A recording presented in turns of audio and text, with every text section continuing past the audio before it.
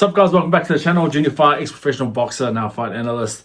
So, massive card happened yesterday. I loved watching all the fights, but I'm just only going to speak about one. David Benavidez and Anthony Yarde. I thought that was a good showing for David Benavidez. David Benavidez, the Mexican monster. He lives up to the name. He's very... imagine fighting that guy. Super fast. Volume puncher, marches forward, high guard, great shot selection, and just constantly in your face, pressuring you to do something. And when you do land something, you don't really get too much of a reaction. You kind of get him saying, come on. Because you saw that a little bit with Anthony Yarde. I thought Anthony Yarde done a great job, actually. Before he got stopped, I thought it was a pretty good showing from Anthony Yarde. His game plan seemed to be pretty solid. He was on the back foot just a bit too much. He wasn't really picking up rounds. He was more so surviving, and it looked like they were hoping to take him out later on. But the thing with David Benavidez, he's a worker. He's a worker. So coming up from super middleweight, going into light heavyweight, and now he's announced that he's going to go to Cruiserweight and challenge Zurdo Ramirez for his title. So Zurdo Ramirez, we know he's been injured for a bit because after Zurdo Ramirez's last fight, he called out Jai Opetaia. And he told him to give him a call, and Jai's like, hey, does anyone have Ro's number? And then next thing we heard, Zurdo Ramirez was in surgery. I believe it was a shoulder surgery, not too sure exactly what it was, but you know, that fell through. Now Jai Opetaia has his fight coming up December 6th with Sin Cara, and David Benavidez just finished his fight, and he's announced that he's going to be fighting Zurdo Ramirez. And Zurdo Ramirez only just announced that he's going to be fighting Robin Safar. So he's fighting Robin Safar early Jan, and then he's already scheduled to fight in May with David Benavidez, someone who only just came into the light heavyweight division and just announced that he's coming up to the cruiserweight division. So this just looks a bit messy in terms of what should happen, right? What should happen is that these title holders should fight each other. So that's Jai Opetaia versus Zurdo Ramirez. That's a great fight. Although that's a great fight, and that's what should happen because both of them are cruiserweights, even though Ramirez did come up from light heavy as well, just pretty much the same as David Benavidez. He's been a cruiserweight for a bit. He's made a statement. He's got his belts. And now he wants to defend it against someone who's just coming up to the weight. I don't blame them, only because it's probably a great financial move. Guaranteed these guys are going to get paid a lot of money because both of these guys, Mexican fighters, big names in Mexico, big names in America, and they have a style that'll make for a huge, like a massive fight.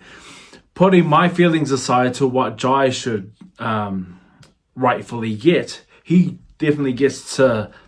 I think Jai definitely deserves to have a crack at one of these bigger names because he's gone through these other guys, but none has been like a massive name, you know. So he's gone through Breedis. Breedis is a terrific fighter, like terrific, but he wasn't a big name.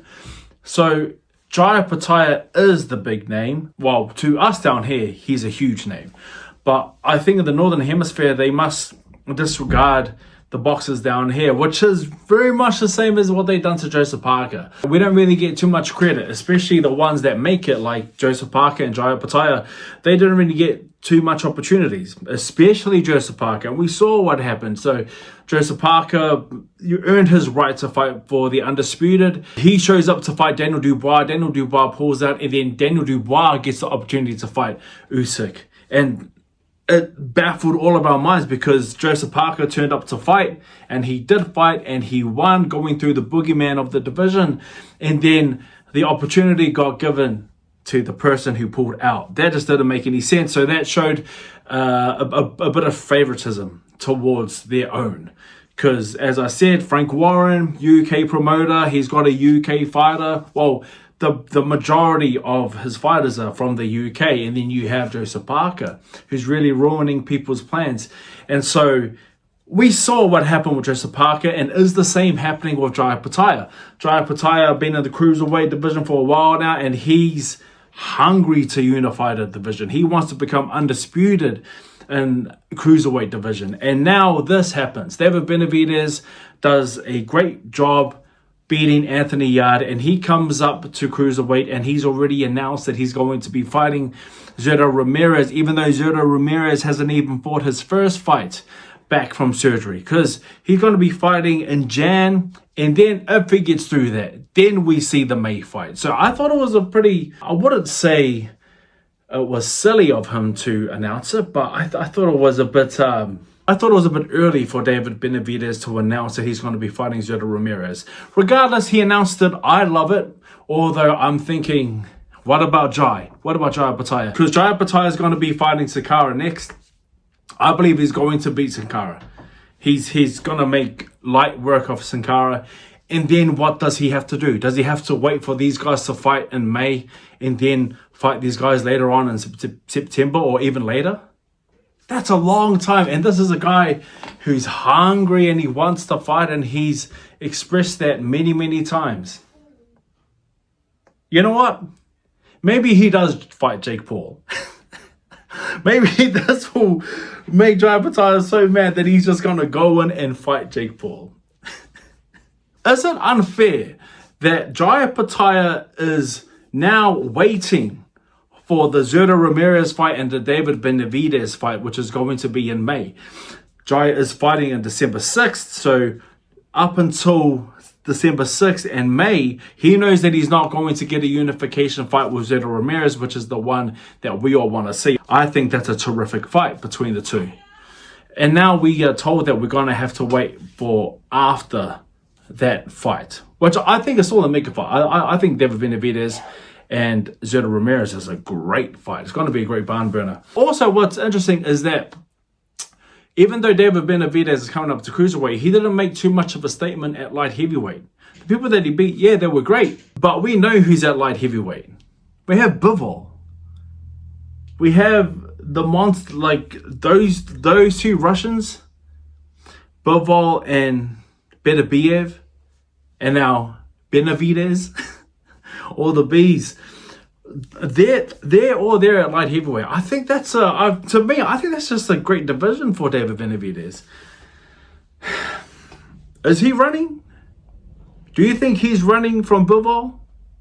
Do you think he's running? Because to me, it doesn't, like, I can see why he would fight Zurdo Ramirez, because both of the Mexican, I think that's just a terrific fight.